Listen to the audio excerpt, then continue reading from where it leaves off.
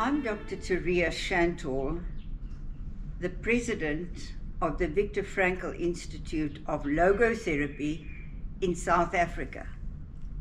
I've been asked by my dear friend and colleague, Teria Shantall, to just comment as a logotherapist on the world situation we are facing today with the Russian incursion into the Ukraine. We have just emerged and are still suffering the effects of the coronavirus pandemic.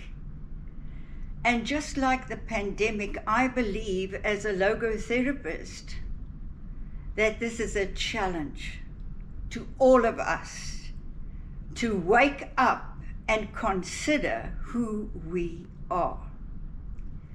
I'm speaking to you from my hometown, Modi'in, in Israel, part of a nation that knows what it is like to be helpless victims of powers too great for them to resist. But having experienced the Holocaust, when we were without a country, without a government, without an army, that it is possible, even in the face of the greatest of dangers and the most abominable of injustices, that we can still stand up as human beings and say, we are here. We have a right to life. We have a right to be who we are. And we stand up for what human beings are supposed to be like. Logotherapy is based on the work of Viktor Frankl, a Holocaust survivor. And that is why, if we contemplate his teachings, we can be inspired today not to fall into despair and feelings of hopelessness and confusion, but into a courage that has a determination to bring some change for better in the world. For one thing, the Holocaust has brought a people back in their land to say, never again. We will not lie down that people can just walk over us. We are in a position now to defend ourselves. And it is this defiant power of the human spirit that we can celebrate even today, because the message that Viktor Frankl brought out of the concentration and death camps of Nazi Europe was to say it's possible to say, this is wrong. This we stand up against. This we will have nothing to do with. What are the fundamentals of logotherapy that we then can now consider in a more inspiring way? And the inspiration is for us to take a stand, and not only a stand against what is wrong, but actions to foster what is right in the world.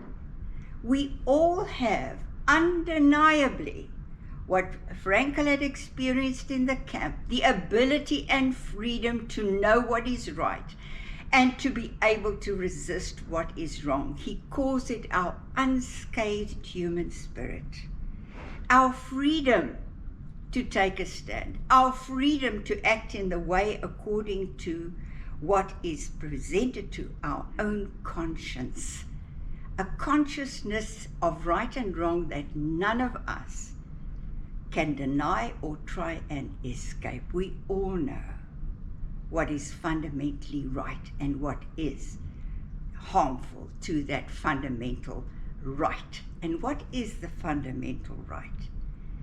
It is the first principle of logotherapy that each human being is endowed with an inherent dignity, the dignity of self-worth, of self-respect, of being able to say, here I am, like a prophet Isaiah said, send me to be a voice for good in this world, because Viktor Frankl said, this is our calling, as paradoxical as it may seem, that we find ourselves in a world that needs healing and correction, and that we are subject to things that are wrong, to pain and suffering, and we do things ourselves that are wrong. We have feelings of guilt. But, and this is the most fundamental realization of all, the fact that we have a short span of life, that we are not on this earth now in an eternal sense of the word, that death brings an end to the time that we've been given to fulfill our calling, it makes life a task. We can't just sit idly by or be apathetic or indifferent to, or seek out our own little corner of happiness, shutting our eyes and ears to what is happening around us. Each one of us is called to do our share in promoting good in the world, even in the smallest of ways. We may not be in a situation that can do anything to stop the suffering of the Ukrainian people, but where we can, we will offer our assistance, and we will open our arms, and we will foster the voices in the world that will stand against the evil of not respecting the rights and the spaces of others in this world. Because here are the fundamentals of logotherapy. That because we have inherent dignity, we must recognize and regard as sacred the dignity of another. Not the smallest of hurts and of afflictions and of humiliations of one towards the other can ever be designated as right. We know that it is wrong. Our guilt consciousness makes us aware that we should correct that kind of attitude and action in ourselves. And then, why have this fundamental urge towards what is meaningful and right and just in this world, if that meaning cannot be found, if life itself isn't a precious commodity? I mean, the very fact that we can't hold on to it and that we can't prevent ourselves from dying makes life a task. We are commissioned and called upon to do something that would benefit those around us and in our particular situations and circumstances. We have to make our voice heard and our actions felt. Frankl based his teachings on the great Jewish sage Hillel that says, and I just want to let us consider this for a moment. Hillel's saying goes like this: if I am not for myself, who will be for me? Who will live my life? Who will have my voice? Who will have my influence in the world? If I am not for myself, who will be for me? Only I can live the life I have been given. And then, but if I am only for myself, then who am I? And here is the whole thrust of our challenge and vocation as human beings in this world. What does human mean? Human means humane, that we have to be humane in our actions one towards the other, The Holocaust was a demonstration of the greatest of and the most evil of man's inhumanity to man. And the call now in our world is to say, never again. And there's a message of hope here, as much as there is a message of urgency, because the last saying of Hillel is, and if not now, when? Can I procrastinate? I don't have life to live forever here and now. Am I going to put off actions that I can take? And every moment challenges me to right action and right conduct. This is why Frankl said we are to use the passing time and to use it well. But I want to leave you with a message of hope, because you know what? If we are challenged to regard life as precious, then life is precious. Then it can be precious. Life is beautiful, and it can be beautiful. And this is what Frankl said, what man is, he may not be yet, but he ought to be and should become. We have that challenge of human greatness before us, more now in this day and hour than ever before. Why? Because life is a journey. We learn along the way, don't we? We're born as infants in purity of innocence, but in that innocence is confronted with pain and with guilt and with the vulnerability of being mortal. And each child, as it grows up, all of us are challenged as to who are we and why are we and what are we supposed to do. We all feel this call in our lives. And you know, like the journey of life where we accumulate knowledge through life experiences, and where we contemplate and study, meditate and think, and come to conclusions by what we see and experience, we gain in spiritual maturity, in wisdom and understanding. And as much as this is the story of an individual life, of your life and mine, it's the story of mankind.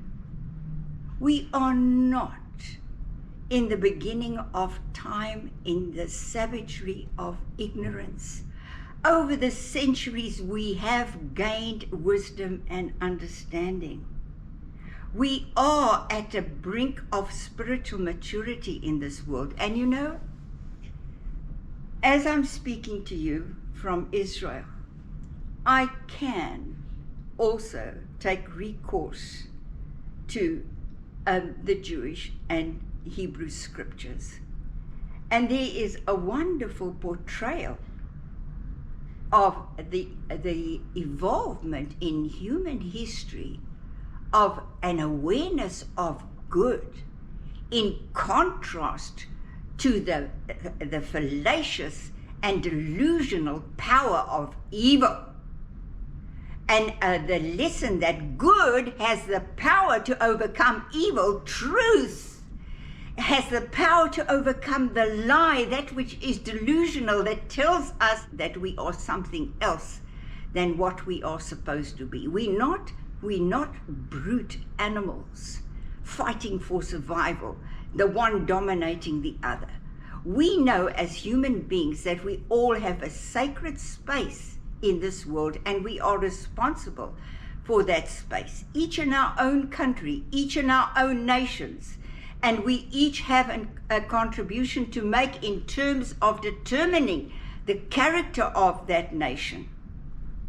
Will we elect leaders that can truly lead us, or will we take leaders down that do not lead us in the right way? We have that power of influence in in combining our voices for the good. And in Daniel was given a vision of an image which actually portrays the delusional power of evil, of tyrant regimes in this world that are essentially inhumane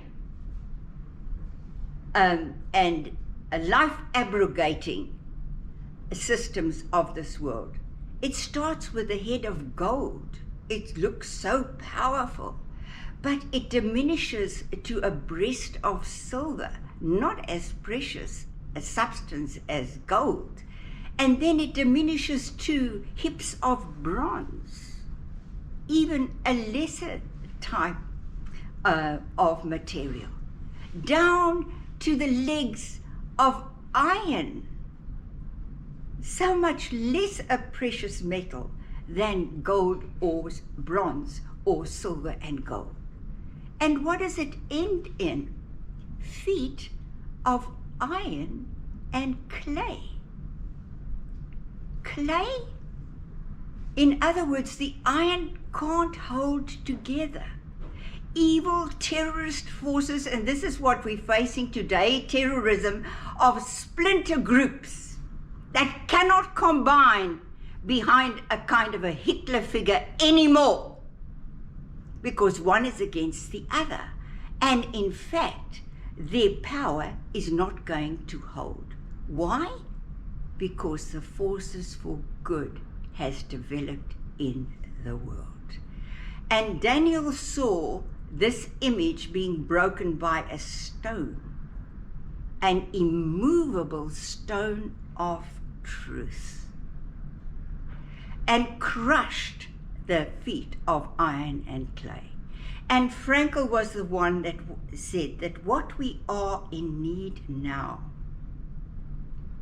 is to find a common will, to common meaning, to have a new humanity in the world, a new mankind, a mankind that together can stand up against the delusional power of evil and say, we are here and we have overcome the forces of evil. And the end story, like we should, please God, end our own lives with feelings of triumph and gratitude. The end story of human history is a magnificent one. The destruction of evil will see a new world coming, a world in which nation will not lift up sword against nation, nor learn war anymore.